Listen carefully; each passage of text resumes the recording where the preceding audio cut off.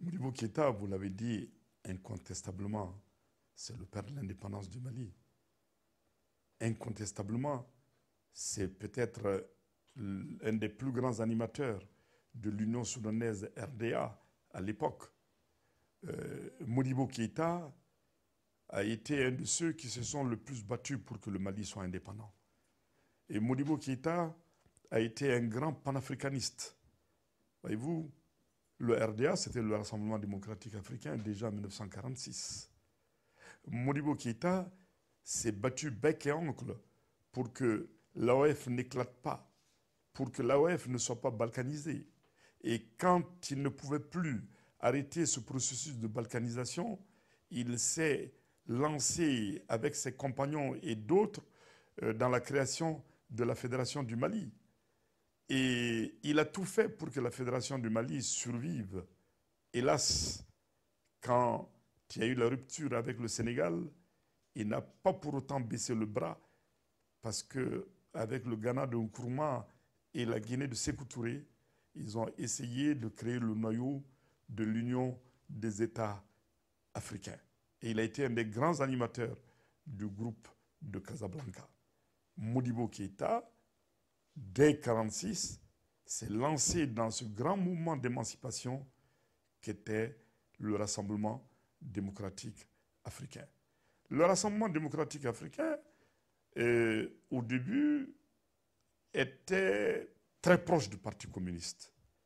Même si les partis qui se sont fédérés pour le constituer, beaucoup de ces partis étaient plus d'audience sociale, démocrate que communiste. Mais le fait est là, c'est qu'au lendemain de la guerre froide, le prestige de l'Union soviétique était tel que cela a fortement marqué nos élites politiques.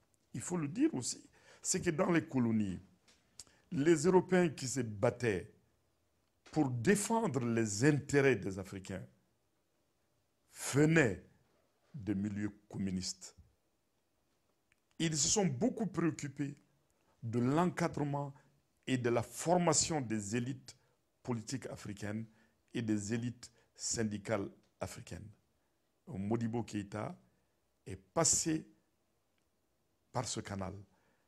Et quand la Fédération du Mali a éclaté, le 22 septembre 1960, au cours du congrès extraordinaire de l'Union soudanaise, le choix a été fait clairement de conduire le Mali sur le chemin du socialisme.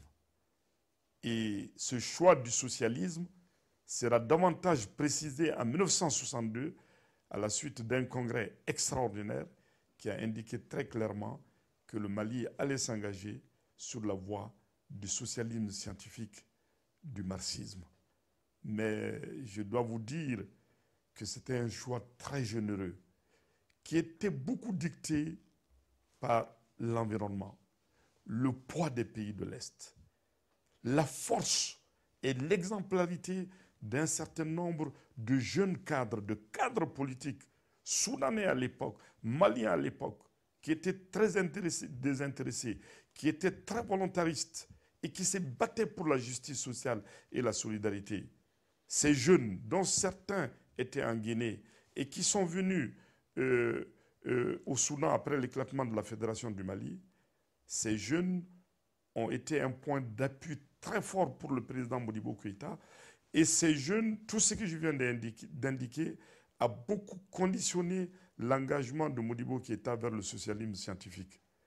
Sinon, naturellement, même si Modibo a côtoyé les communistes, même si en 1950, au moment du désapparentement du RDA avec le Parti communiste, Modibo était plus de la tendance de ceux qui ne voulaient pas le désapparentement, Modibo, de par sa formation, était beaucoup plus social-démocrate que marxiste. Modibo Keïta était un très grand croyant, je dois vous le dire. D'ailleurs, le choix du socialisme scientifique par Modibo Keïta en 1962 62 n'a pas été sans conséquence pour la vie de l'Union soudanaise d'RDA. Parce qu'en réalité, c'est un choix qui a été dicté, je ne dirais pas par l'émotion, mais c'est un choix qui a été dicté par une avant-garde et par un Modibo Keïta très probe, très honnête et qui croyait aux grandes valeurs de justice, de solidarité et d'humanisme pour son pays. Mais ce n'était pas le choix du parti Union soudanaise quand on regarde sa composition sociologique. L'Union soudanaise, c'était la petite bourgeoisie nationale, c'était le monde rural au Mali, c'était plus la tendance sociale démocrate. Et d'ailleurs, quand l'Union soudanaise a opté pour le socialisme scientifique, la plupart des cadres intermédiaires n'ont pas suivi.